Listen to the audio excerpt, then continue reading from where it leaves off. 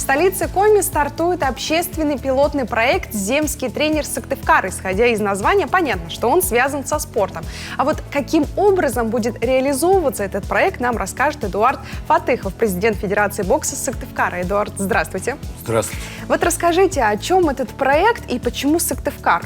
Этот проект, он существует на региональном уровне. То есть у Минспорта Республики Коми есть концепция развития на 2020-2025 год, куда входит и апробирование этого проекта «Земский тренер». Ну, мы решили его более расширить немножко на территории города Сыктывкара, получили поддержку администрации, управления спорта. Я правильно понимаю, что он будет реализовываться в рамках сначала столицы нашей республики, а потом, если все получится, выйдете на республиканский уровень? Но этот проект на стадии тестирования, то есть в тестовом режиме.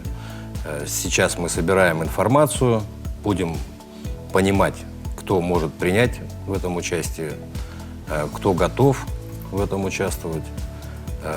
Вся информация будет аккумулироваться в одном месте, в Центре спортивных мероприятий города. У нас в городе просто за последнее время очень много было установлено уличных площадок спортивных, и их вот будем как-то задействовать. А вот кто может стать участником? Участником может быть любой. То есть федерации спортивные, ребята, которые хотят участвовать в этом, школы, проводить эстафеты какие-то спортивные, образовательные вот эти учреждения, молодежные центры. Мы рады всем, кто будет участвовать в этом проекте, и краеведы, и экологи, то есть и спортсмены. Где можно увидеть расписание занятий? Постараемся, вот я говорю, сейчас в тестовом режиме все это происходит. Мы только-только начинаем этот проект. Вся информация будет аккумулироваться в одном месте, в Центр спортивных мероприятий. А на данном этапе что вот уже сделано и что планируется сделать? Вообще мы уже 2 года как проводим сами, как от Федерации бокса, мастер-классы, мы проводим уличные тренировки, и не только мы.